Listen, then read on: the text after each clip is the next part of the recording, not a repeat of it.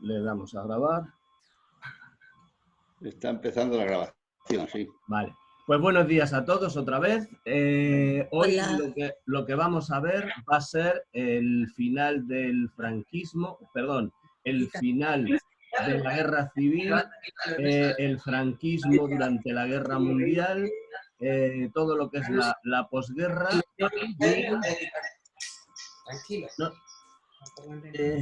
si podéis, bajáis los micrófonos, por favor, y solo para solo hablar cuando queráis preguntar algo o eso, porque si no hay ruido al final en la grabación se queda ruido.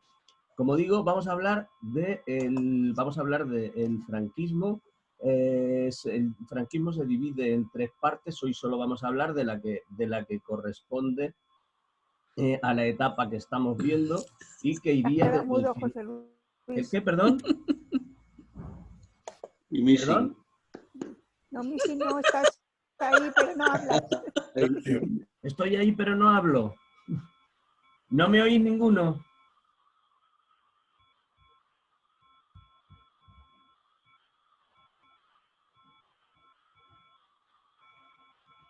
Joder.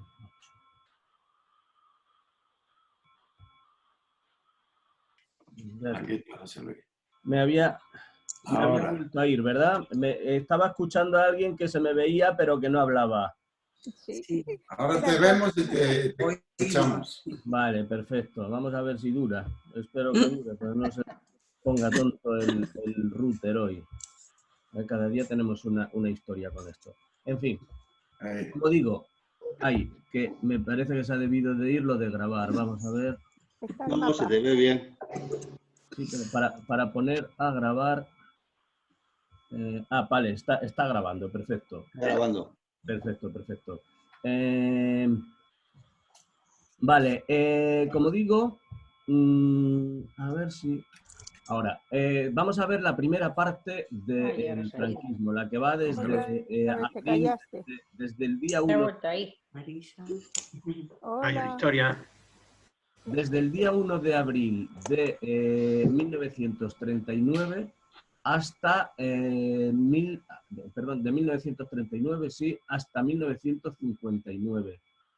Son 20 años en los que, bueno, tenemos este ¿Dónde vamos a ir?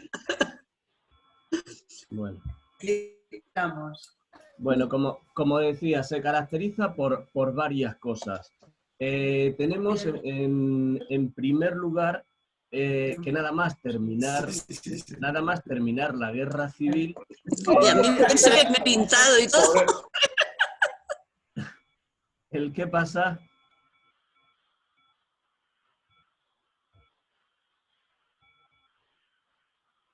No os oigo.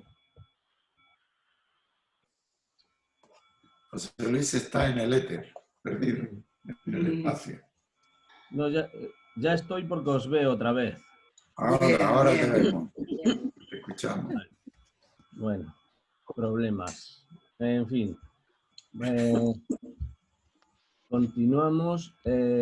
Como estaba diciendo, tenemos esta primera parte del franquismo que va a durar desde el final de la guerra civil, el día 1 de abril de 1939 hasta 1959. Es la primera etapa. Van a pasar muchas cosas en esta primera etapa.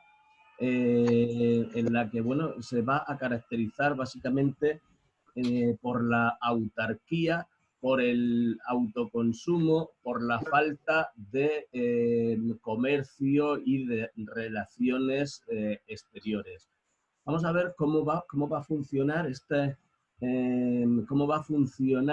periodo. Básicamente va a ser un periodo en el que va a estar caracterizado por el final de esta guerra civil. El principio, lo primero que vamos a tener va a ser el problema de quién va a ser el líder, quién va a dirigir España en estos momentos. Resulta que España va a ser el país, bueno, de Europa y casi del mundo, en el que su líder va a guardar en su persona más poder casi del mundo, porque tiene eso, la jefatura del Estado, tiene el mando del ejército, bueno, sobre las Cortes, tiene un poder absoluto, porque se le había concedido precisamente ese mando para poder ganar la guerra. Entre abril del 39 y hasta el año 1942 se va a caracterizar por ser un régimen de corte completamente fascista. ¿Esto por qué ocurre? Pues es fácil, porque para ganar la guerra civil había recibido la ayuda de la Alemania nazi y de la Italia de Mussolini, con lo cual estaba alineado claramente en el ámbito o en el bando de los fascismos europeos. ¿Qué va a ocurrir además? Pues ya habíamos visto durante la Segunda Guerra Mundial cómo lo que habíamos tenido durante esta Segunda Guerra Mundial había sido, no sé, me pone inestable, no sé si me veis o no. Pues no, no me veis. Te viendo un poco congelado. Te vemos estático. Vale, pero ¿me oís? Sí, Sí, te oímos, Sí, te sí. oímos. Perfecto, perfecto, pues continúo. Seguimos en una etapa en la que, bueno, pues lo que va a salir, lo que se va a manifestar públicamente en todas las manifestaciones públicas del Estado y de todo el régimen en general, va a ser esas manifestaciones públicas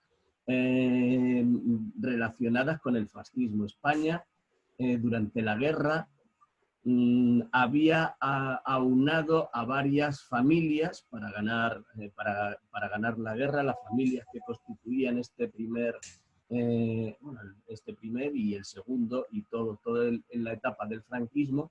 No era ni mucho menos una ideología única y una ideología sólida, sino que unía a diferentes familias con intereses. La de tu red es muy bajo. Ya, pero ¿me oís? Sí.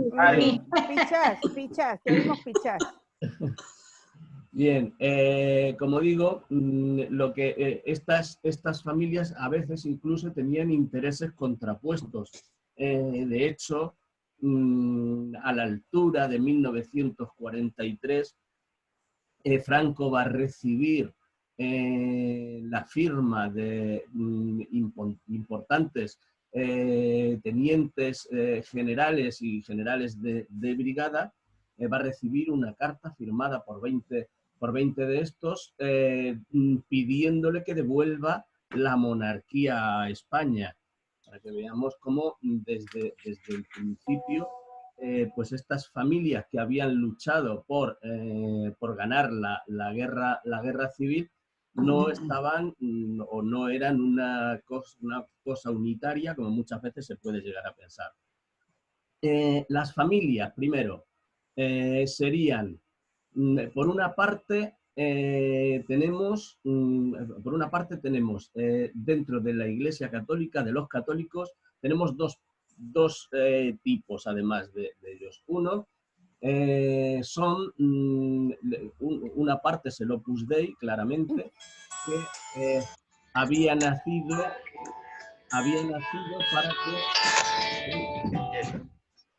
para que se expandiese para expandir el catolicismo a través de los medios laborales.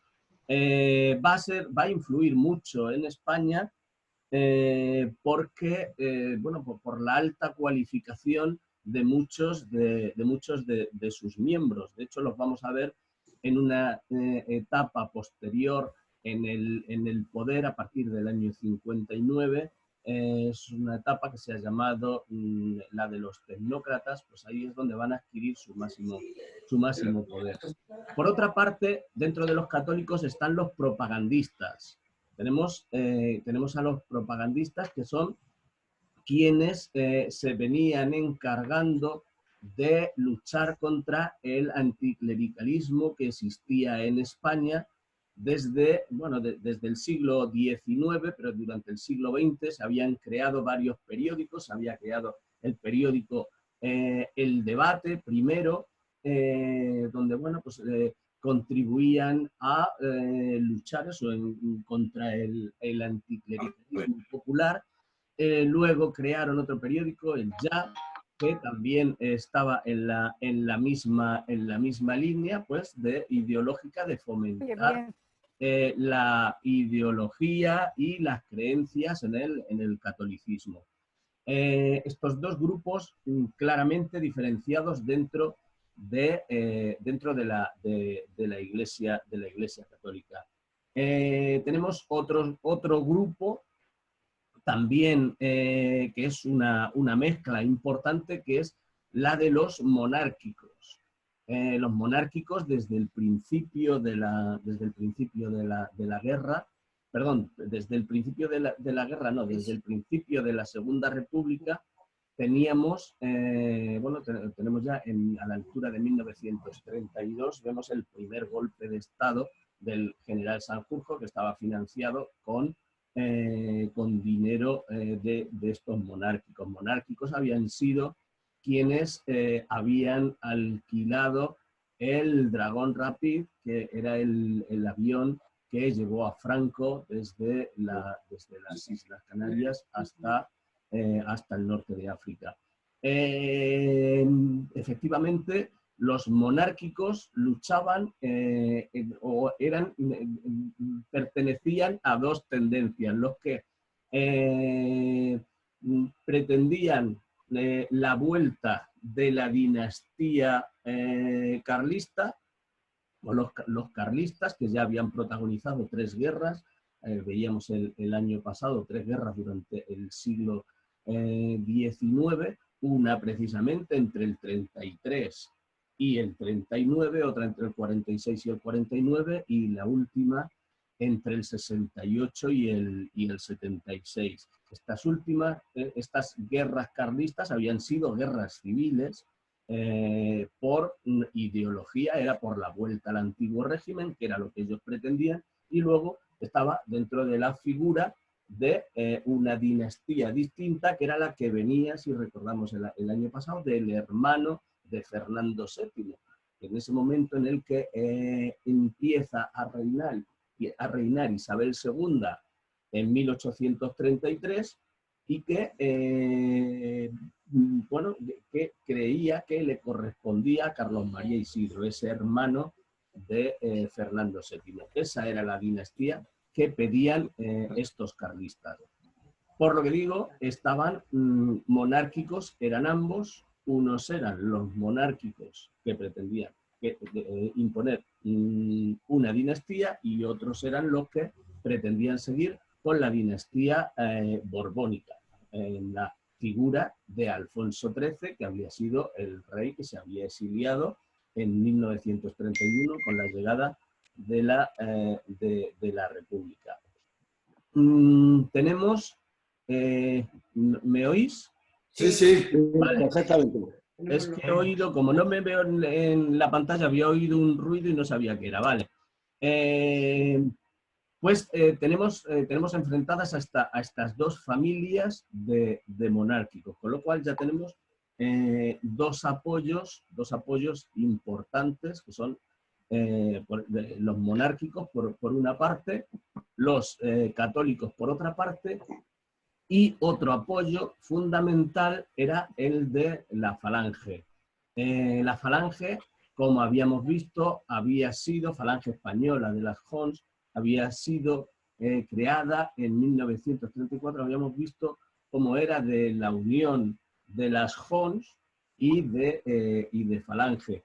La figura de José Antonio Primo de Rivera, el hijo de Miguel Primo de Rivera, que había sido el dictador de los años los años 20. Tenemos como este falangismo había evolucionado desde la muerte en 36, el 20 de noviembre de 1936, al inicio de la guerra civil prácticamente. Desaparece esta figura clave, que es José Antonio, y como además el falangismo, el falange, había crecido de una forma absolutamente... Estaría viendo tú en el móvil, sería lo mismo que ahí. ¿Me decís algo? Claro. Pero nuestra imagen. ¿Hola? Sí, Sí. Ah, es que estoy oyendo por ahí. sí. Escuchamos ahora. Vale, si podéis, eso, que no oiga mucho lo que comentáis, ¿vale? Bueno, continuamos. Como decía, eran básicamente el falangismo, si en principio no había tenido no había tenido demasiado o un número muy alto de afiliados a partir del comienzo de la guerra civil, bueno, a partir más bien de febrero de 1936, de las elecciones de febrero del 36, de las últimas elecciones que va a haber en la Segunda República. El crecimiento del partido va a ser tremendo porque, como decía, las juventudes de la CEDA se pasaban en masa a Falange. Estos tres grupos van a ser los principales que van a formar parte de lo que son las tres familias que va a tener que arbitrar Franco en el poder durante toda la dictadura, porque son quienes le han llevado a ganar esa guerra civil. Por otra parte, habíamos visto que tenemos esto, son las familias. Por otra parte, tenemos instituciones, las instituciones importantes que marcan las instituciones importantes que avalan también el franquismo, van a ser primero el ejército y el clero como institución. Primero el ejército había sido el responsable, había sido quien había diseñado y quien había llevado a cabo la conspiración primero, después el pronunciamiento, el golpe de Estado y finalmente la guerra civil. Con apoyos, evidentemente, pero quien lo había protagonizado era el ejército, con lo cual esta familia del ejército sería la base de lo que va a ser el franquismo. De hecho, Franco era un militar. Siempre tuvo a los militares muy cerca de él como consejeros, como colaboradores, como diputados, como ministros, como todo. Siempre los tuvo ahí. Luego, estas son las distintas familias. Luego vamos a ver cómo Franco va a ir colocando, dependiendo de los intereses del régimen y los suyos propios, cómo va a ir colocando en los distintos gobiernos que va a ir teniendo en estos primeros 20 años que digo, cómo va a ir poniéndolos o va a ir cambiando estos ministerios dependiendo de los intereses que tenga. Ahora vamos a ver cuál era la base social del franquismo. La base social del franquismo, que también la había, era básicamente, eran agricultores, propietarios, pequeños y medianos propietarios, muy abundantes desde el norte del Tajo en toda la zona norte. Era donde básicamente, España era un país en el que la industria a principios durante la República estaba desarrollándose en la vida en las ciudades también. había todavía un 55% de personas dedicadas a la agricultura, a los trabajos del sector primario. Cuando termina la guerra civil y hasta finales de los años 50, España se va a volver a convertir en un país completamente ruralizado, en el que se vuelve a la vida en el campo. En un campo no mecanizado, sino un campo en el que le hace falta mucha mano de obra, una mano de obra muy, muy barata, es lo que va a haber, pero en resumidas cuentas, un campo poblado. El poder del franquismo, de hecho, como digo, va a estar en estas zonas rurales y llevado precisamente por estas clases medias, bajas, pequeños propietarios, medianos propietarios, como digo, y también, evidentemente, los grandes terratenientes y la nobleza española, evidentísimamente. Luego, en las ciudades también van a formar parte de este grupo de sostenimiento del franquismo también las clases medias. Esto siempre es en general, o sea, podría haber gentes con ideologías completamente distintas, pero bueno, más o menos eran esas clases medias de comerciantes, pues esa pequeña burguesía de las ciudades, también formaban parte de ese sostenimiento, de esa base social. El franquismo no tenía una ideología, como digo, Franco era un militar que da un pronunciamiento, un golpe de Estado y gana una guerra civil, como habíamos visto durante el siglo XIX, como desde Riego, que es el primero que da un pronunciamiento que gana. Luego vamos a tener a varios, vamos a tener desde Serrano, vamos a tener a Narváez primero antes que Serrano. Bueno, va a haber varios generales que van a hacer pronunciamientos y van a llegar al poder a partir de estos pronunciamientos. En cualquier caso, Franco, como digo, era un militar que no tenía una ideología concreta. Lo que sí va a hacer, lo primero que va a hacer va a ser, una vez que había prohibido, ya durante la guerra en el año 38, se prohíben todos los partidos políticos, se va a hacer un único partido, que es Falange Española y Tradicionalista de las Jons. Esto, en principio, lo de tradicionalista iría en contra incluso de Falange, porque como veíamos, hablábamos antes, estuvimos hablando de los fascismos. Los fascismos, uno de los antis que tenía muchos antis, era antitradicionalismo, era una ideología revolucionaria que pretendía cambiar el mundo. Con lo cual, bueno, pues esto marcaba un poco esa tendencia, era eso, tradicionalista y de las Jons, Falange tradicionalista y de las Jons. Va a ser el partido único. De hecho, a Franco y a toda su cúpula no le gustaba que se llamase tampoco el partido, y pronto pasó a llamarse el movimiento. No le gustaba que se llamase partido, por eso de la política, cosa que odiaba él y odiaban casi todos sus dirigentes. Dentro del partido de Falange es donde van a aparecer todas las instituciones, donde se va a encuadrar a todos los españoles. Ahí estarán desde la sección femenina, bueno, todo va a estar marcado por ellos. Van a tener el sindicato vertical, va a ser el que va a interferir, va a mediar en todos los problemas que existan, puesto que no hay clases sociales. Franco niega que exista proletariado, que exista burguesía, no existe absolutamente nada, sino una unión de españoles, nada más es lo que hay. Y a partir de aquí, este sindicato vertical es el que se encarga de mediar entre los problemas que surjan entre los obreros y entre los propietarios.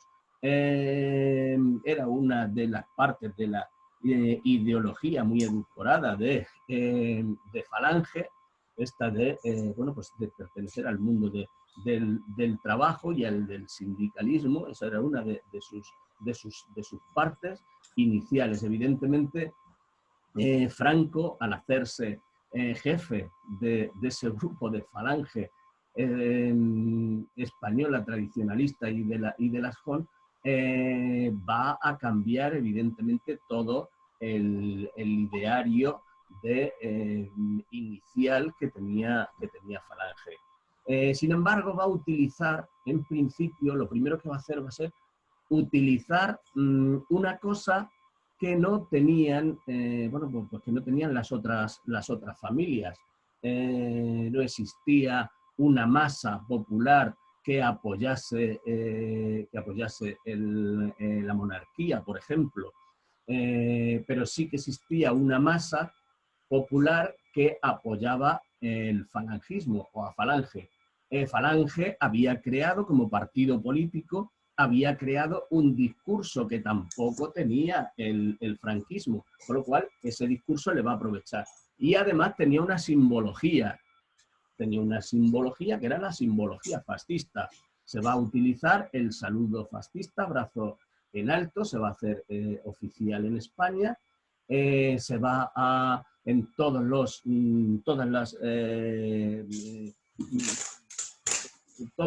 organismos oficiales, todas las manifestaciones públicas oficiales van a dotarse de esta simbología fascista. Estamos hablando de estos primeros años, desde el año 39 hasta el año 42 especialmente. ¿Por qué ocurre esto? Pues es muy sencillo.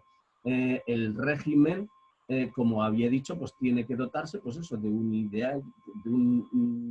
ideario, de unas bases sólidas, estables, de gente que llegue hasta abajo de la población. Eso era el falangismo, era quien tenía esa capacidad en principio.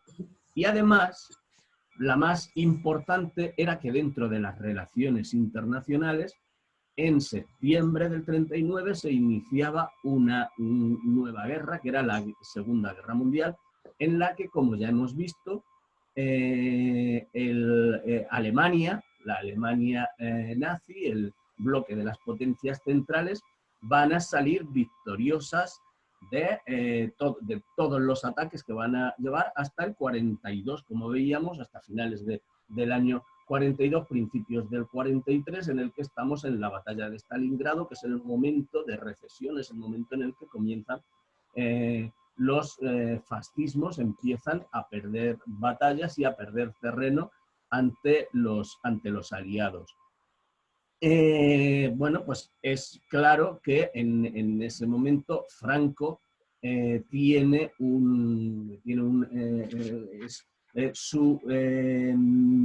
su forma de actuar en la guerra. Primero va a ser va a declarar a España país no beligerante, no neutral, es no beligerante, porque va a prestar pues su ayuda al bloque de las potencias centrales, que habían sido quienes le habían dotado de una ayuda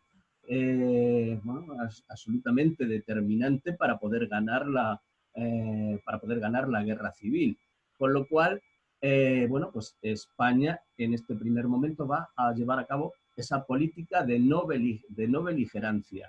Dentro de esta política de no beligerancia, evidentemente, ahora después vamos a ver cómo había quedado España después de la guerra civil. Pues no era un país que tuviese capacidad como para poder entrar en la Segunda Guerra Mundial. Tampoco podría haber servido de mucha ayuda, quizás lo que hubiera traído hubiesen sido más problemas a la Alemania nazi, que ya tuvo que salir en ayuda, en defensa de Italia. Pues podría haber tenido el problema de haber tenido que salir también en ayuda de España. Con lo cual, posiblemente esta reunión en el 40 de Franco en Mendaya con Hitler, que duró 7 horas de reunión en la que Franco hacía, según decían los alemanes, unas peticiones muy elevadas para lo que Hitler pretendía dar a alguien que no creía tan influyente, que era Franco, y la propia España, que era un país, pues, según su ideología, pues podríamos haber sido, bueno, pues no hombres completos, sino una mezcla de todas las culturas que habían pasado por aquí, pues sus hombres o algo así, como decía que eran los eslavos o como eran los rusos y todo esto. Trataba como una raza secundaria, con lo cual, bueno, pues esta era la forma de establecer la diplomacia con el propio Franco. Claro, Franco además lo que pedía para entrar en la Segunda Guerra Mundial era que se le concediesen al final, él era un militar africanista, como habíamos visto, y él lo que pedía directamente era que se le entregasen a España todo el imperio colonial francés del norte de África. Cosa, pues eso, o sea, que le parecía absolutamente desproporcionada a Hitler. En cualquier caso, por una parte, no debía de interesarle mucho el que entrase físicamente en la guerra, porque otra cosa era el que de España estaba recibiendo en forma de, estaba recibiendo ya todo tipo de ayuda en forma de energía, en forma de hierro, en forma de todo lo que se necesitaba, materias primas, energía, todo lo que necesitaba Alemania para la guerra lo estaba recibiendo, no solo por esa amistad, porque habían sido aliados en la Guerra Civil Española, por esa ayuda, sino porque además precisamente por esa ayuda en pago correspondencia a esa ayuda que habían tenido en España.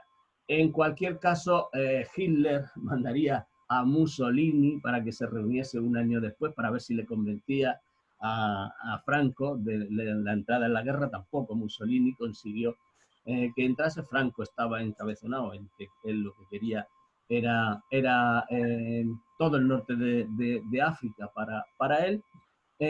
Y finalmente, pues España no va a entrar nunca en la guerra, en la Segunda Guerra Mundial, aunque sí que va a estar muy próximo, como digo, en forma de ayuda, primero, en esta primera parte de no beligerancia, de ayuda, todo tipo de ayudas al bando fascista, y otra cuestión más, que era la de cuando se declara la invasión de la Unión Soviética. Como veíamos, Alemania cuando inicia esa invasión de la Unión Soviética, y España se decide en el anticomunismo franquista, y bueno, de la esencia de todo lo que había sido el levantamiento, era anticomunista básicamente, por encima de todo. Lo que decían es que España durante la República no había sido una república democrática, sino que había sido comunista, había sido un régimen absolutamente comunista. Con lo cual va a crear dos partes de ejército, una que es la División Azul, que es de infantería, que van a viajar, o sea, que sí, que España sí va a entrar de alguna forma en la Segunda Guerra Mundial. Van a ir hasta 40.000 soldados de esta División Azul, que van a estar a las órdenes de Alemania, van a ir a combatir a la propia Rusia contra los comunistas. Allí van a estar españoles luchando en Stalingrado del lado de Alemania. También la Escuadrilla Azul, menos conocida, también va a mandar una parte del ejército del aire. También estarán allí en esta lucha, ayudando a las potencias centrales. Bueno, esa es la ayuda, la contribución franquista dentro de la Segunda Guerra Mundial. Además, en el primer gobierno que hace Franco, que prepara Franco, va a poner como primer ministro, también de Asuntos Exteriores, a su cuñado Serrano Suñer. Serrano Suñer es un personaje que pertenece a Falange, había pertenecido a la CEDA primero. Era un personaje, un señor de Cartagena, que cursó estudios de Derecho en la Universidad Complutense en Madrid, y desde época temprana pues, perteneció, como digo, a la CEDA, estaba muy involucrado en política y pertenecía además a la sección dura de Falange, y directamente cuando llega la Segunda Guerra Mundial y ante los triunfos de la Alemania nazi, se convierte en nazi, defensor de Hitler, y en esas va a marcar la política española, en la de las relaciones en las relaciones con la Alemania nazi. Va a intentar convencer a su cuñado, que era cuñado, no lo había dicho, de Franco, para que interviniese en la Segunda Guerra Mundial, hablándole pues, de las cosas buenas que iba a conseguir, puesto que Alemania estaba triunfando, estaba ganando en todos los frentes, pues Franco debía de adherirse a esta guerra porque solo iba a obtener beneficios de esta guerra, porque iba a estar al lado de los vencedores. Esa es la política que va a llevar Franco durante estos primeros años, la de tener a alguien, eso, próximo al régimen nazi, en relaciones diplomáticas con Alemania, y a la vez influyendo dentro de lo que era la propia España. Este va a ser el inicio. Lo primero que va a ocurrir va a ser, la primera familia, como hablábamos al principio de las familias, Franco se va a mantener en el poder durante toda la dictadura, arbitrando, mediando entre el poder de unas familias y otras, que, como he dicho, parece una unidad cerrada, pero no lo es en absoluto. En muchos casos son incluso contrarios, unas familias a otras. En este primer momento, claramente se va a favorecer a los falangistas. De ahí mandato de Serrano Suñer, como vemos, es claro y evidente la tendencia. La tendencia es precisamente por las victorias del lado falangista, del lado nazi, de las potencias centrales, y pues España pues se une a esa parte, ¿vale? ¿Qué es lo que va a ocurrir posteriormente? Pues es muy fácil. A partir del año 43, como veríamos en el avance de la Segunda Guerra Mundial, va a cambiar, el signo de la guerra va a cambiar, y Franco entonces va a destituir a su cuñado, a Serrano Suñer, y va a imponer en el poder en ese momento a otra de sus familias, que va a ser la de los católicos. En este momento vamos Cuando la guerra cambia, como cambiar la imagen exterior. ¿Cómo se corta? ¿Se corta? Sí, se está cortando.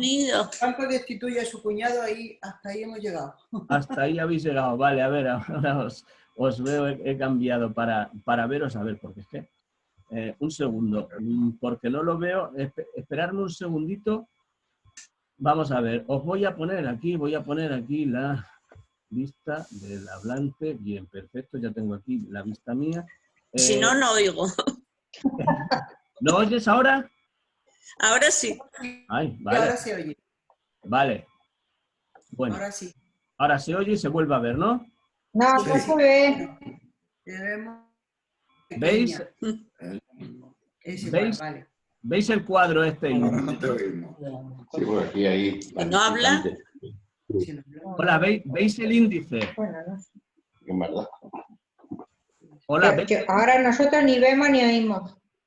Ah, pues yo sí, o sea, algo pasa, pero ahora no es mío, porque si veis y oís y yo te oigo, mío no es, en este caso. ¿Los demás me oís? ¿Hola? ¿Hola otra vez? Ahora te vemos. Ahora. Ahora te has cambiado de sitio. Abajo. O sea, Me he cambiado de sitio, sí, bueno, la pantalla se mueve. La pantalla se va moviendo. Bueno, eso es igual, es lo de menos, lo de la pantalla. Venga. No se puede minimizar, vale, perfecto. Pues no minimizamos y volvemos otra vez a ver, cambiar la pantalla completa. No, así está bien. Vale, volvéis a ver otra vez el cuadro, ¿verdad? Sí. ¿No? No. Tenemos a ti. Ah, no, ¿el cuadro a qué se refiere? ¿Al mapa? Me refiero, sí, aquí a un índice. ¿No está el Ahora índice? tenemos No se ve. Vale, tenemos pues yo sí lo veo, nosotros sí lo vemos, ¿eh? un momento, lo pongo y continúo. Un momentito. La invitación. Vamos a ver. Tenemos esto. Compartir pantalla. Vale, no está. Ahora está.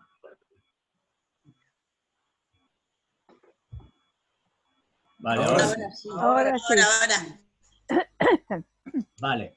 Bien, como estaba diciendo, el cambio que representa a partir de ese año 42 la destitución que se va a hacer de Serrano Suñer y el cambio ahora a la familia católica. El apoyo, el catolicismo a nivel mundial, pues tiene unas relaciones y una aceptación absolutamente internacional. Por eso el franquismo va a sacar a esa familia para que sea la que se vea desde el exterior de la propia España.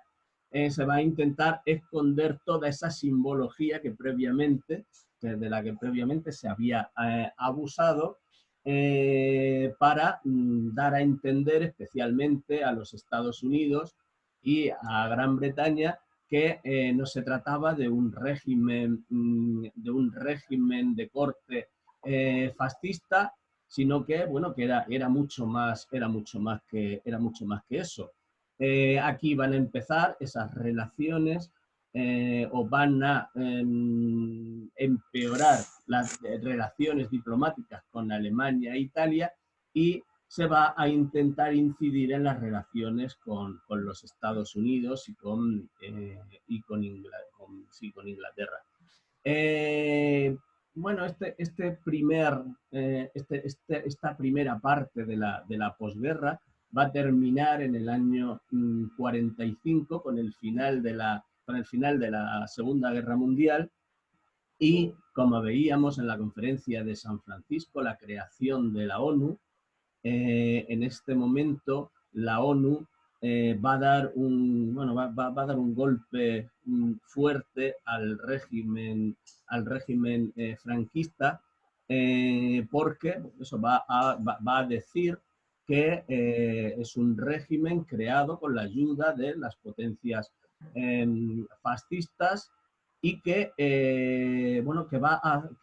todos los países que pertenecen a la ONU tienen que cerrar las relaciones diplomáticas con España. A partir del año 45, todos los embajadores, todos los diplomáticos extranjeros van a salir de España, y además se le va a imponer un régimen en el que se van a cerrar las fronteras. Va a sufrir una cosa que por otra parte también preconizaba la ideología fascista, que era el autoconsumo y era la autarquía, pero en este caso obligada porque todos estos países no van a poder comerciar con España, ¿vale? Con lo cual España va a sufrir estas consecuencias duras del final de la guerra durante unos años hasta 1950 van a ser 5 años durísimos en los que España solo va a recibir ayuda y va a poder relacionarse comercialmente con algunos países árabes. La cosa es rara porque como Franco era africanista y era, bueno, pues era colonialista, sin embargo van a ser algunos países árabes quienes le van a ayudar, y especialmente la Argentina de Perón. El resto de países, como digo, va a negarse, esto va a traer muchísimos problemas a España, porque el autoabastecimiento es absolutamente imposible. Luego veremos cómo además eso que nos ha llegado a nosotros de la pertinaz sequía, que era por lo que existía hambre, pues también en parte razón. Si nos vamos a geografía, los años 45, 46 y 47 del pasado siglo fueron los más secos de todo el siglo. Y evidentemente, pues como dice ese refrán de que el perro flaco todos son pulgas, pues entre la miseria de la posguerra, todo lo que había ocurrido, pues además las malas cosechas se dieron. ¿El qué? Bueno, no sé si había dicho algo. Pues todo esto se va a unir pues para mantener todavía, fijaos, estamos ya en el año 46, 47, y sigue teniendo, bueno, las cartillas de racionamiento. Ahora después os voy a enseñar algunas cartillas de racionamiento reales, que son de un compañero nuestro de clase, de Francisco, que me las dejó para que las pusiera, me dio su permiso para ponerlas, eso, cartillas de racionamiento de su padre. Bueno, pues estuvieron hasta el año 52, como digo. En estos primeros años no era solo ese embargo comercial que caía sobre toda España, el aislamiento absolutamente completo, que va a llevar también, pues eso, al que la venta de cualquier producto básico como el pan o el aceite se disparase gracias a lo que se llamó el extraperlo. El extraperlo era lo que funcionaba y era como se traían esos alimentos básicos durante este periodo.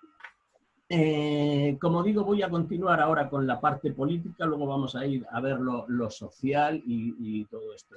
Dentro de lo que es la parte política, a partir de, ¿os acordáis que habíamos hablado después de la Segunda Guerra Mundial, cómo se habían ido creando organismos? El primero había sido la ONU en la Conferencia de San Francisco, cómo se había creado en 1949 la OTAN, y cómo a partir de esta fecha va a comenzar, especialmente a partir de 1950, de la Guerra de Corea, España se va a posicionar claramente del lado de Estados Unidos en esta Guerra de Corea, evidentemente por su anticomunismo. Estados Unidos va a ver claro que España, o esta guerra que se había hecho en España, había sido, sí, del lado de las potencias fascistas, le habían ayudado incluso,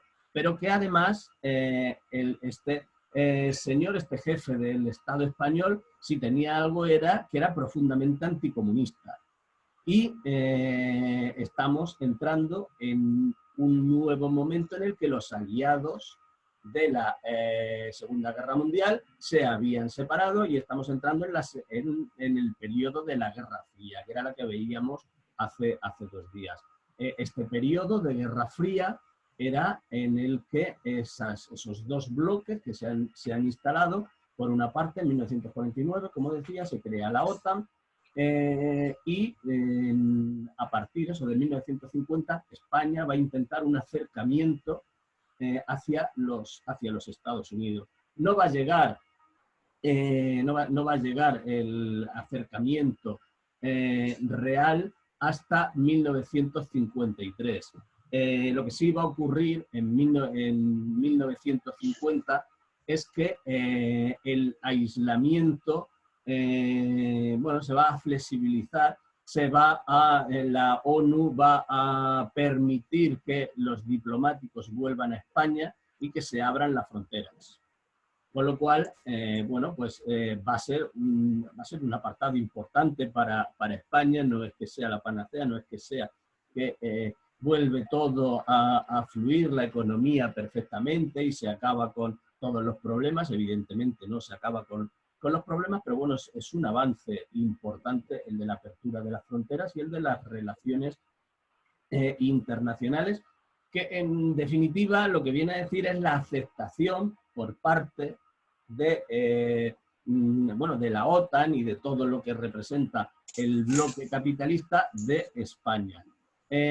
A partir de 1953 va a venir un periodo de éxitos diplomáticos por parte de España. El primero va a ser en septiembre de este año 53, quizás con el Estado que más favorable lo tenía. Se va a hacer un concordato con la Santa Sede.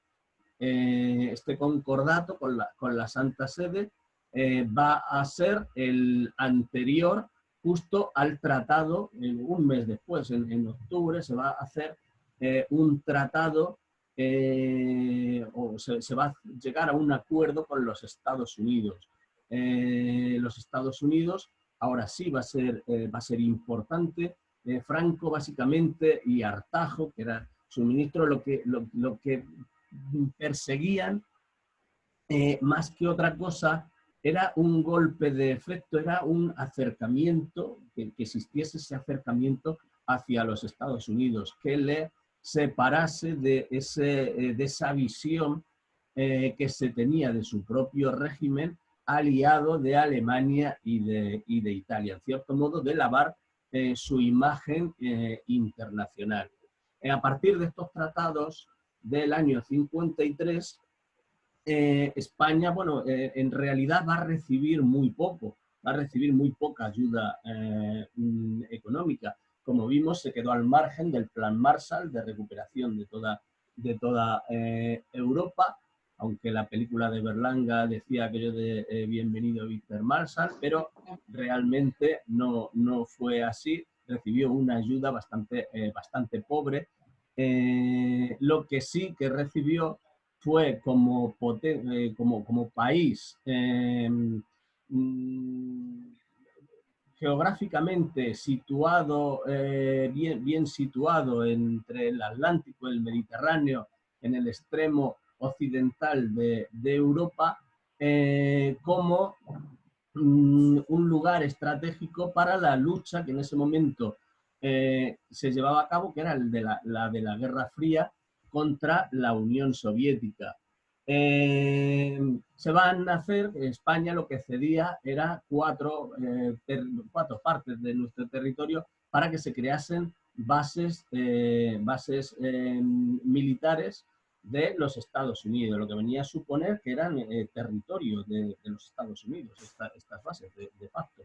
La ayuda fue muy escasa. Franco lo que pretendía era que Estados Unidos hubiese contribuido a modernizar las Fuerzas Armadas españolas, a que se hubiese comprado material o que se hubiese donado material moderno para las Fuerzas Armadas españolas, que estaban en lo básico. La población española era pobre en general, los presupuestos eran pobres, con lo cual las Fuerzas Armadas pues no estaban muy modernizadas. Y sí que algo empezaron a recibir material de guerra que había sido utilizado durante la Segunda Guerra Mundial. Bueno, muy poco, como digo, una ayuda muy pobre, especialmente si la comparamos con lo que había recibido Francia, había recibido Italia o había recibido la propia Alemania federal, que era la que se había creado en la parte occidental. Bueno, pues está claro que España no entra dentro de esas potencias que reciben ayuda. Pero Franco había conseguido su objetivo, que era básicamente el de cambiar esas relaciones internacionales.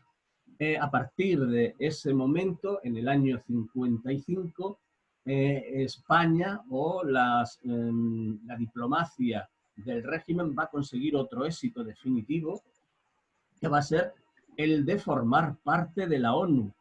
Imaginaos, 10 años antes, solo en el 45, se la había considerado pues, prácticamente enemigo público número 1.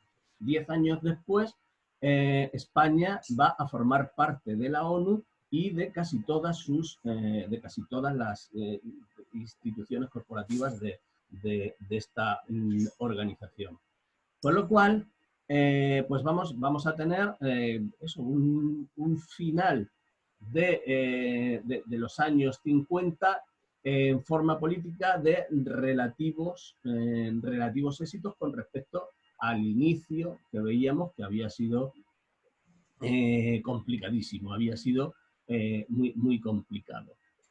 Vamos a ver, aquí tengo cómo había sido la forma interna de organizar el Estado. Os había dicho al principio que Franco había guardado para sí todos los poderes, tenía el poder ejecutivo, tenía el poder legislativo, era el jefe del Estado y era el jefe de las Fuerzas Armadas. En el año 1975, cuando muere Franco y entrega el poder al rey, no es el poder íntegro al rey, no le pasa todo el mismo poder que él tenía. Al rey le pasa la jefatura del Estado, pero las Cortes tienen un poder. Franco tenía el poder de las Cortes, el rey no tiene ese poder, ¿vale? Bien, como digo, el franquismo, además de ser el gobierno personal de Franco, fue un sistema político-social, además. Franco tiene todo el poder.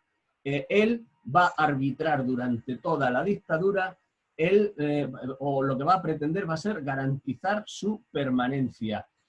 Franco o los monárquicos, os había dicho antes que a la altura del 43, una serie de generales le van a presentar una carta que le piden la dimisión y que entregue el poder a don Juan, que era el heredero de Alfonso XIII. Las relaciones con don Juan van a ser siempre, van a ser muy hostiles. Desde el principio van a ser unas relaciones muy hostiles y nunca Franco se va a fiar de don Juan. Va a tener esos momentos puntuales en los que en el año 47 se va a decidir, van a tener una reunión en su propio barco, en el Azor, Franco y don Juan, en el que van a decidir que la educación de Juan Carlos, de su hijo mayor, sería en España. Vamos a tener esta educación al año siguiente. Don Juan Carlos va a venir a España a formarse, va a venir con tan solo 10 años. Y bueno, ya se va a criar y va a ser formado en España por el régimen franquista, separado eso de su familia, que está en Estoril. Su familia primero había estado en Roma, durante la guerra tuvieron que huir, se instalaron en Suiza y allí en Suiza don Juan Carlos quedó un año, quedó con los padres marianistas en un colegio y luego volvió a Estoril. Y de Estoril vino directamente a España a formarse, como digo, en una educación que pretendió darle Franco, pues bastante, bueno, bastante relacionada con el régimen. Franco en ningún momento pensó entregar en vida su poder. En ningún momento. Él iba mediando con unas familias y otras, como yo decía, y va a llegar un momento, en el 47, en el que se va a hacer la ley de sucesiones. Esta ley de sucesiones, él cree evidentemente que no hay una persona en el mundo que pueda heredar su poder o su liderazgo. Solo puede ser una monarquía, solo puede ser el monarca, pero don Juan no va a ser. Eso lo tiene él clarísimo y finalmente, como así ocurrirá a partir del 75 y de la muerte. Los cambios fueron forzados siempre por las presiones extranjeras o por las transformaciones sociales. El régimen franquista era, bueno, el primer discurso después de la guerra civil. Franco mismo en el discurso habla de un país totalitario. Nunca llegó, yo creo que, por lo menos creo que no llegó a tener un totalitarismo. Habíamos visto cómo era lo del autoritarismo y el totalitarismo. Países que llegasen a ser totalitarios, creo que solo estaban, o solo llegaron a conseguirlo, bueno, en la ideología de algunos estaba, de Italia estaba, yo creo que no llegó a conseguirlo, tampoco, pero los que sí llegaron a conseguirlo son Alemania, evidentemente, y la Unión Soviética. Franco habla de país totalitario, no llega a tanto, no llega a conseguirlo, no es que no estuviese en su ideología. Bueno, pues era esto: régimen fascista, autoritario, totalitario y una dictadura militar. Era ante todo una dictadura personal. La va a intentar dotar de cierta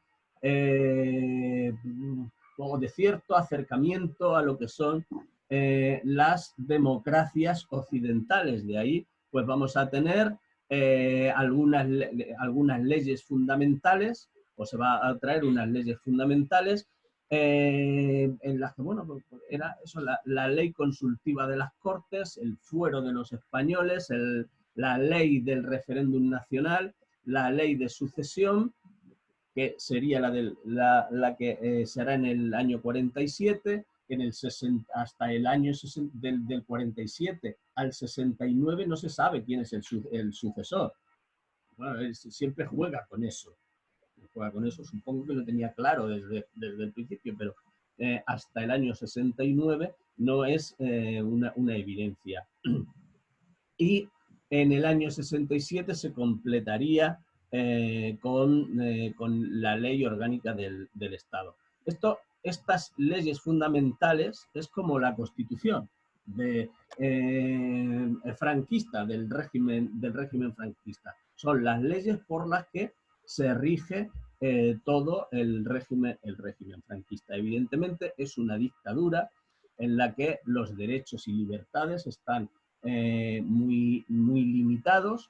Es represora, especialmente en los primeros momentos, y ya al final pues estará, bueno, al final volverá otra vez a intentar recuperar esto, pero bueno, durante finales de los 60 pues va a ser mucho más flexible de lo que lo había sido en todo el periodo anterior, sin constitución, aunque con estas leyes fundamentales, ni partido, solo existía Falange Española tradicionalista y de las Jons. Y sin una ideología elaborada, lo que os comentaba al principio, no había una ideología porque habían sido varias las ideologías que se habían unido para derrocar al sistema o al régimen republicano.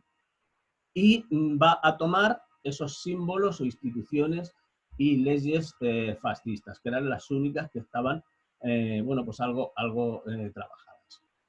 Tenemos cómo era el poder absoluto que os comentaba, el poder absoluto de Franco. El poder absoluto era el generalísimo de todos los ejércitos. Esto lo es desde octubre del 36, os acordáis que se le había declarado como generalísimo de todos los ejércitos para llevar a cabo la guerra. Era jefe del Estado y del gobierno también, y jefe del Partido Único del Movimiento Nacional, como se llamó a Falange.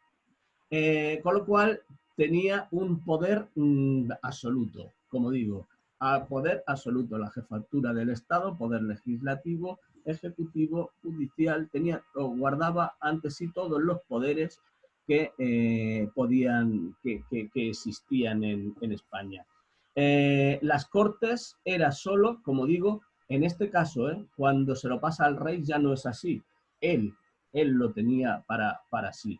Recordamos que, claro, él ha ganado una guerra y solo podía quitarse el poder él a sí mismo, porque todos los que lo intentaron, fueron algunos, fracasaban en ese poderío, ¿no? Y gente importante. Dentro de las Cortes era un órgano consultivo, sin poder. Existía eso, una democracia orgánica, que es como se llamó al régimen, democracia orgánica, para diferenciarla de las democracias occidentales. Él detestaba los partidos políticos, no podía ver a los políticos, con lo cual era una democracia orgánica, una democracia que aunaba a todo el pueblo. Como decía, no existían clases sociales, no había clases sociales, sino que todos tenían los mismos intereses, que eran los de la defensa de España, y solo existía eso. Como digo, un sindicato único que llevaba tenía una importancia en la vida de las personas, las agrupaba desde la familia, desde la propia familia. El núcleo familiar era la base del franquismo. Este sindicato vertical era el que agrupaba a los obreros y a los patronos. No existía por una parte la patronal y por otra parte los sindicatos. No, eso era algo que tampoco entendía. La huelga estaba prohibida y despido libre también estaba prohibido. Ambas se practicaban, evidentemente. La primera huelga que va a haber dentro del régimen franquista, que va a ser un éxito, además. Va a ser en 1947, va a ser en el País Vasco. Va a ser, luego hablaremos, no sé cómo vamos de tiempo. Vale, vamos bien. Luego hablaremos del gobierno en el exilio, el gobierno que se creía legítimo en el exilio. Bueno, pues parte de este gobierno es el gobierno vasco. Va a ordenar una huelga en la industria del País Vasco en el 47, y va a ser un éxito completo. Va a ser un éxito completo en el que 30.000 obreros de la industria no van a acudir al trabajo. Imaginaos, año 47, en el que, bueno, pues este momento pues va a ser el que va a marcar casi un antes y un después en el movimiento obrero, esa unificación que era el régimen y lo que es, bueno, pues esto que él supone que es lo mismo un obrero que un patrón, o todas estas cosas. Aquí está lo que había dicho de las distintas familias: ejército, iglesia, falange.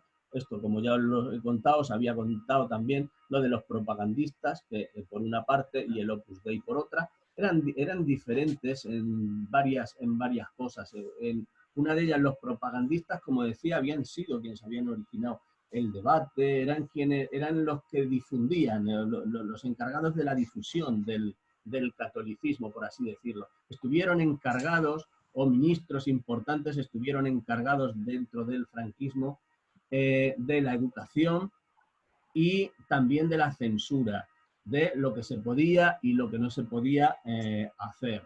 Básicamente era en esa línea. El Opus Dei era otra cosa distinta. Hemos visto como dentro de los ámbitos laborales el que se intentaba bueno, pues favorecer también la difusión de qué es lo que hacía los católicos o los buenos católicos. Por otra parte, a partir del año 62, a partir de el Concilio Vaticano II, la Iglesia a nivel institucional va a comenzar a desplazarse de lo que es el régimen franquista. Van a empezar a abandonar el régimen. Lo otro ya lo habíamos visto. Vaya, se nos ha vuelto a ir. Ahora me veo solo. ¿Hola? Esto soy yo. Pero esto del Zoom no me gusta nada. Mira, me ha aparecido ahí. Bien. No. Tiene No, pero bueno. un paisaje de fondo muy guay. Más que el Zoom es mi conexión. ¿Me veis ahora o no? Sí. Es verdad. Ahora te oímos, pero no te vemos. No me veis. Vaya. No, sí. A ver, otra vez. Otra vez. Ahí se viene. Que digo que no tiene que ver el Zoom en este caso. Creo que es mi conexión que está fallando hoy por lo que sea. Sí, igual tienes poco ancho de banda por la razón que sea ahí, que esté llegando poco. Sí, Y al compartir tanto canal. algo Sí. está pasando, pero vamos, no es de mi casa porque están todos, o sea, debe de ser la que llega, porque no hay nada conectado en toda la casa, ya La que llega, sí. para que no hubiera Sí. nada más conectado, Hay mucha demanda de... con lo cual no sé por qué será. Hay días que es así, funciona así, y como ahora también llamas y tampoco te hacen mucho caso en ningún sitio, pues está todo complicado. Bueno, vamos a continuar. Vamos a continuar. No veis la pantalla, ya no está, ¿verdad? Se ha ido. La vuelvo a poner. El No. mapa, el esquema. Vemos a ti. Ahora ya está. Vale. Vale, ya tenemos. Os había hablado, esto también lo habíamos visto, de Ahora. ¿Qué más? la base social del franquismo, la otra familia, la de los monárquicos, todo esto lo habíamos visto ya. Bien. Luego, bueno, la propaganda y el control social. Vamos a ver lo que ocurre cuando termina la guerra civil. Lo que va a ocurrir en España. En España ha ocurrido ya una barbaridad que ha durado 3 años, que es esa guerra civil en la que ha habido una represión enorme, gigantesca por parte de los dos bandos. Lo llamaron el terror blanco y otro el terror rojo. Tenemos cuando termina la guerra, pues evidentemente son solo los vencedores quienes van a llevar a cabo esta represión, pero van a llevar a cabo una represión absolutamente gigantesca y desproporcionada, en la que Franco y el franquismo no quieren tener enemigos ideológicos dentro de la propia España, con lo cual se va a hacer una persecución importante de estas personas. Va a llevar a cabo una represión con juicios rápidos, en la que pues van a morir hasta 50.000 personas en estos primeros años, entre el 39, 40 hasta el 45. Tenemos esta persecución, no se oye, sí. Sí. Ah, vale, como Sí, te pero veo. mal. Pero mal, es como que se corta. Bueno, me acerco más y continúo aquí pegado para que se oiga lo mejor posible. Pues Venga. va a haber eso, una represión terrible. A nivel político, las instituciones, Azaña, en los últimos días de marzo, va a renunciar a la presidencia de la República y va a renunciar a la presidencia de la República una vez que España o el Estado franquista español es reconocido por Francia y Gran Bretaña. Martínez Barrio, que es presidente de las Cortes, también va a renunciar y se va a ver en el poder, Negrín, va a ser quien va a tener que asumir el poder tras duras críticas que les hará a los anteriores, tanto a Martínez Barrio como al propio Azaña, porque lo que se pretende es mantener estas instituciones en el exterior, las mismas instituciones políticas en el exilio.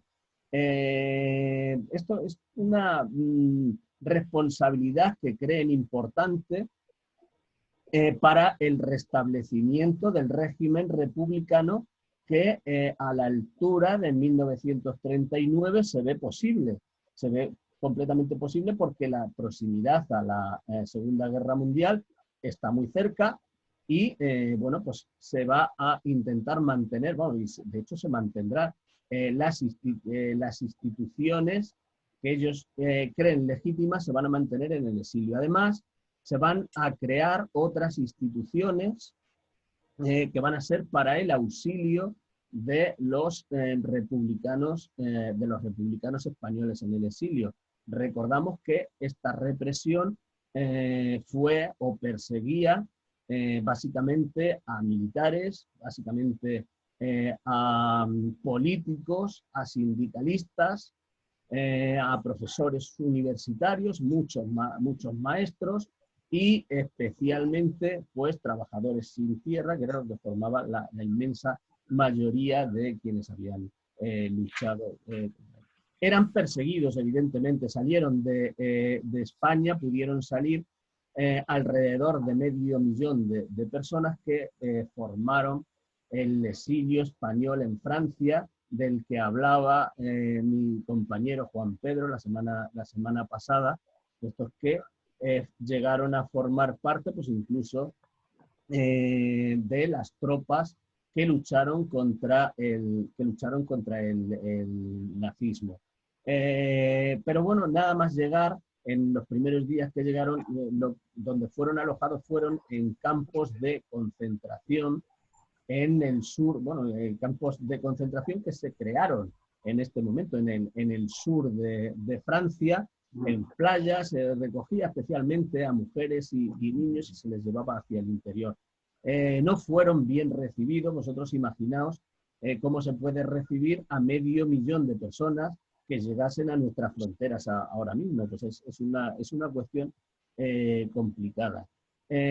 Fueron recibidos por los gendarmes bastante mal, fueron desarmados, muchos de ellos venían de aquella última batalla, la batalla del Ebro, iban armados, se les quitaron las armas, fueron tratados con bastante dureza por parte de los gendarmes. Por parte de la población también fueron muy maltratados, por parte de quienes tenían una ideología derechista, eran tratados directamente pues como contrarios ideológicos, como comunistas, y por parte de quienes tenían una ideología progresista, eran tratados como cobardes que habían huido de una guerra que estaban llevando a cabo en España. Esta era la forma en la que llegan a Francia, al sur de Francia. Bueno, muchos de ellos tuvieron suerte, algunos de ellos tuvieron la suerte de poder emigrar a México, a toda Sudamérica en general, también lo sabía en Argentina y en algunos otros lugares, pero México, el México de Cárdenas les acogía. De hecho dijo que pretendía que todos los españoles republicanos fuesen allí, cosa absolutamente imposible, pero bueno, esto era lo que ocurría en este momento. Se crean instituciones de ayuda, como digo, se va a llamar, la primera institución de ayuda se va a llamar el SERE, Servicio Especial de auxilio a los republicanos españoles.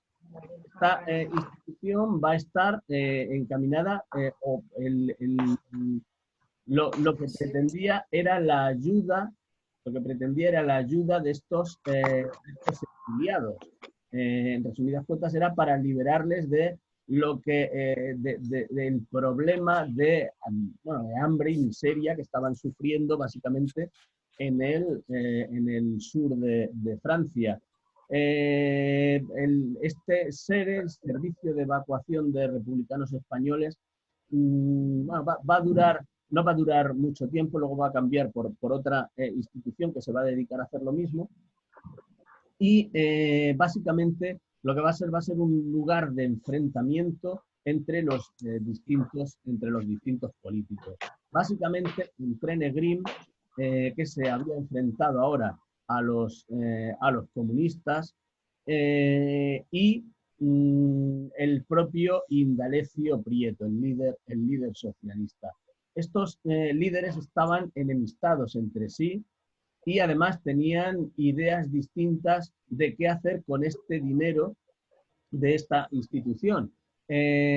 Para Negrín era fundamental el guardar este dinero para mantener las instituciones en el exterior, estas instituciones que serían las que lucharían desde el exterior para devolver la República a España. E Indalecio Prieto tenía una visión mucho más pragmática de lo que debía hacerse con ese dinero, que, según Indalecio Prieto, debería de ser para la ayuda a estos cientos de miles de personas que habían quedado completamente desamparadas. Ni se consiguió, ni mucho menos, ayudar a estas personas con ese dinero, y para lo que sí que sirvió fue para mantener un buen nivel de vida para estas élites republicanas que habían ido al exilio durante años, pues se les mantuvieron sueldos y pensiones y este tipo de cosas, con lo cual finalmente pues tampoco fue o sirvió de mucha ayuda, más allá de eso, del propio mantenimiento de estas instituciones republicanas, de la presión que pudieron hacer ante la ONU para presionar al régimen de Franco, pero nada más. Siempre mantuvieron el pensamiento de que podrían, o esa posibilidad de que podrían regresar a España de alguna forma. De hecho, dentro de la propia España se había quedado ante esa represión gigantesca que se había creado dentro de España. Había en el año 39, a finales del año 39, había en España 300.000 personas en cárceles y en campos de concentración que se habían creado, 300.000 presos políticos que eran de esa inmensa guerra que había ocurrido. Eran todos los enemigos. Eso estaban por una parte los que habían salido y por otra los que estaban en las cárceles. Las cárceles, como digo, bueno, van a ir saliendo poco a poco durante el régimen. Otros van a pasar a formar parte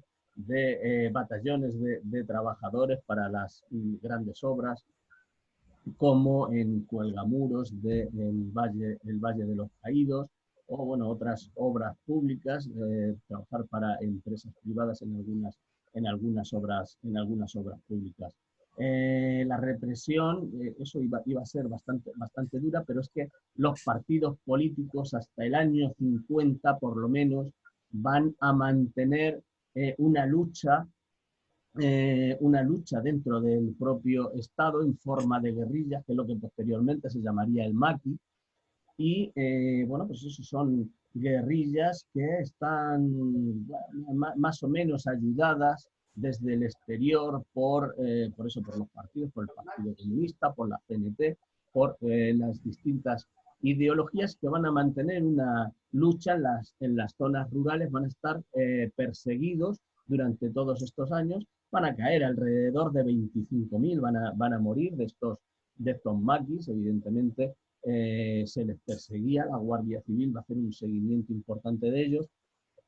Y como veíamos desde el exterior, esta lucha que existía de todos estos republicanos en forma de, agrupados en estas instituciones que digo que se han creado en el exterior, el Partido Comunista de España va a intentar tomar el Valle de Arán en el año 44. Van a entrar en forma de guerrillas también, alrededor de 4.000 guerrilleros. Van a fracasar en este intento, pero el momento, el 44 era importante porque es un momento en el que está a punto de terminar la Segunda Guerra Mundial, van ganando los aliados a las potencias fascistas y bueno, pues les parecía un momento bueno para esa invasión, pues para que se tuviese en cuenta qué era lo que tenía que ocurrir con España.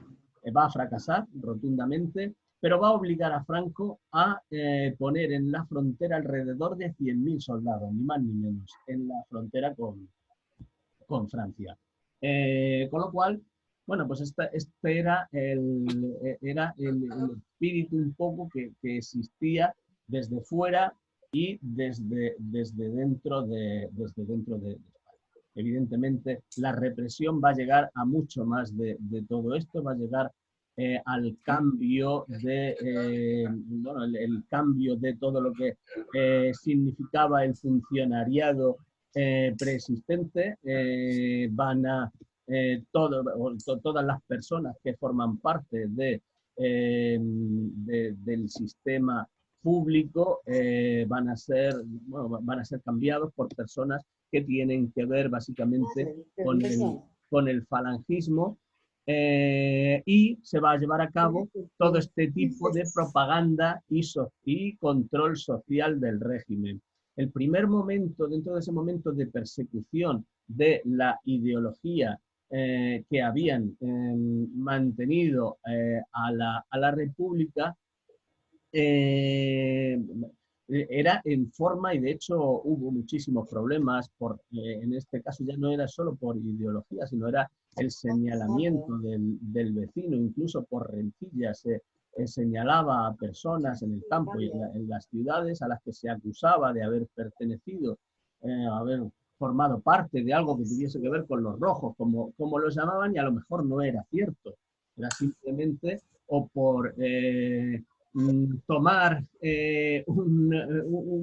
una mejor posición social dentro de esto, o simplemente porque nos llevamos mal con el vecino. Mucho de esto existió, pero sí que existió esa persecución a nivel social dentro de los propios pueblos y de los propios barrios. La forma de propaganda y el control social va a venir, o lo que va a ocurrir va a ser esa exaltación y culto al caudillo. Entonces, de forma general, va a haber una censura cultural para evitar eso. O sea, la guerra había sido contra una ideología en concreto, con lo cual se va a llevar un control estricto en lo social y en lo ideológico. Van a aparecer todas esas secciones que decía antes que venían por parte de Falange, de las que se encontraba Falange, y en las que también tenía mucho que ver la Iglesia Católica. Eran el Frente de Juventudes, la sección femenina, el sindicato del SEU, el sindicato de estudiantes universitarios. No nos va a dar tiempo, pero dentro del SEU también van a salir las primeras escisiones. Algunos de ellos van a llegar hasta al Partido Comunista, algunas escisiones del propio SEU. Dentro de la Iglesia, pues estaban encargados, como he dicho antes, pues de la moral social, del pecado, pues estaban en todos los aspectos de la vida, en la censura, incluso en el cine, las películas, libros, todo, absolutamente todo, llegaba a todos los rincones. Y la asignatura de formación del espíritu nacional. En lo social también estaba, en lo de, en principio, esa simbología que decía el cara al sol, se cantaba en la escuela, el yugo y las flechas, era el caído por Dios y por España, lo que aparece en todas las manifestaciones, en todas las cruces que existen en muchos pueblos y ciudades. Además, era lo que aparecía, y los retratos y estatuas de Franco y la obligación del saludo franquista. La cultura sí se empobreció y se aisló del resto de Europa. El franquismo no tenía no tenía una forma cultural propia como tenían el nazismo alemán o el fascismo italiano. Habían entrado en estas olas del arte. El futurismo estaba muy relacionado con el fascismo y todo esto, pero en España no existía, no se había creado esto porque el fascismo o Falange no había tenido una fuerza importante hasta después de la guerra, con lo cual no se va a coger eso, y lo que se va a coger va a ser un neoimperialismo, y las construcciones artísticas van a ir siempre en la forma de volver un poco al siglo XVI, al año del imperio. Casi todo va a ser reconstruido en esas formas neoimperiales, bueno, tratando pues de dar una imagen de España muy por encima de lo que ocurría, de la pobreza, de la miseria que había en este momento. Y la censura de todo tipo de manifestaciones públicas. Aquí tenemos algunas fotografías. Eso eran los pantalones. Aquí tengo lo que os estaba comentando, el exilio en los campos de concentración franceses, de lo que nos habló mucho el otro día.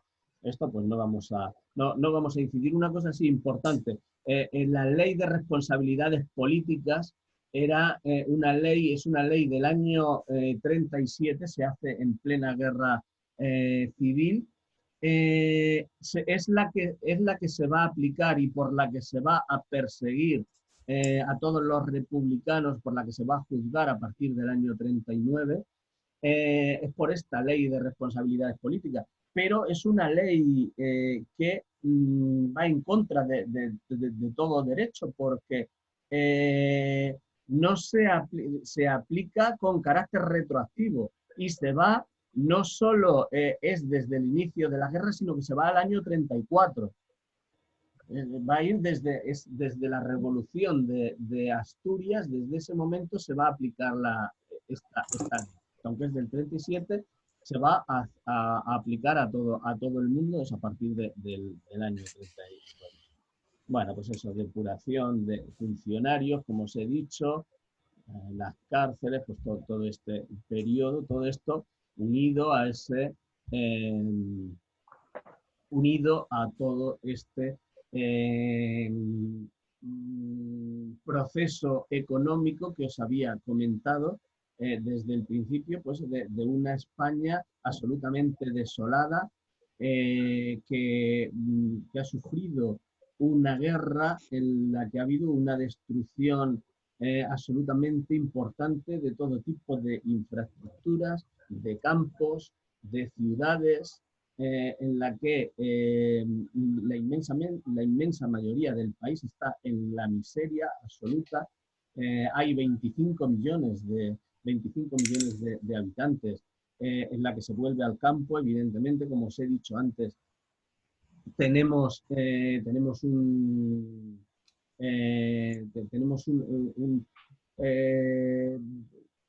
unas cosechas o una temporada de muy malas cosechas, además de todo esto por esa sequía pertinaz que decía el propio régimen, pero básicamente por una cuestión que era durante los años que van hasta el año 50, del 45 al 50, básicamente por la autarquía obligada.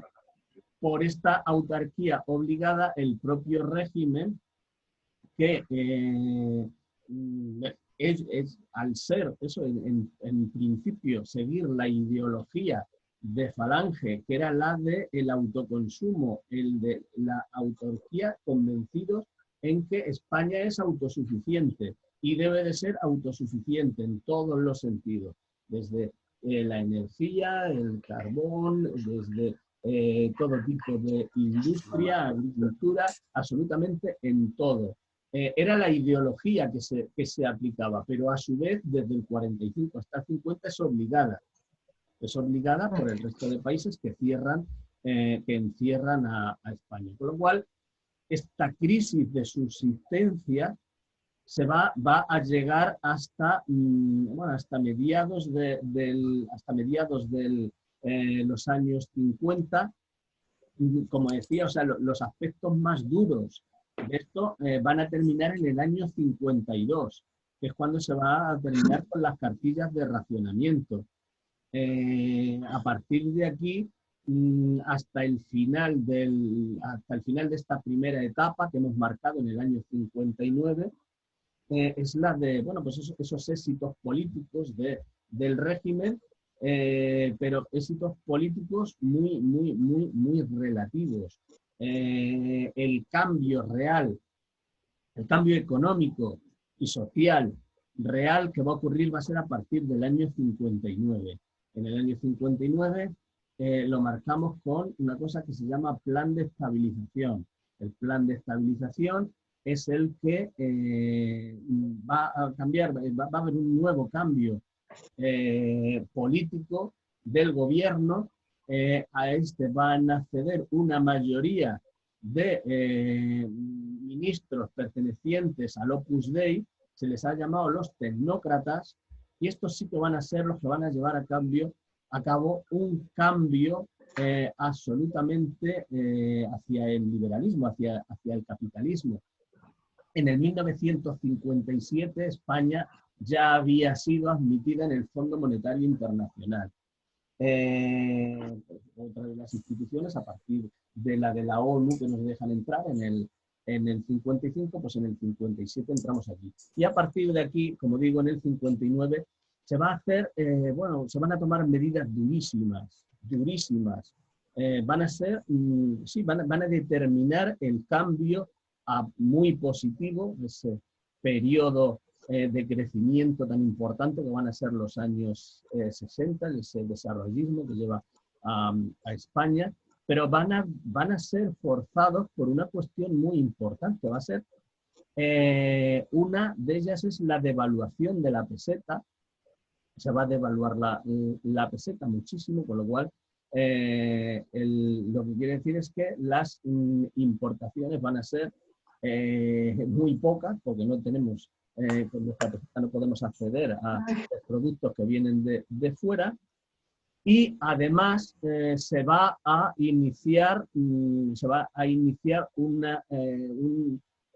permiso, se va a permitir la entrada de capitales, y se va a permitir esta entrada de capitales en España, que es muy atrayente, por otra parte, para las industrias extranjeras, por el hecho de que en España no existe prácticamente ninguna conflictividad laboral.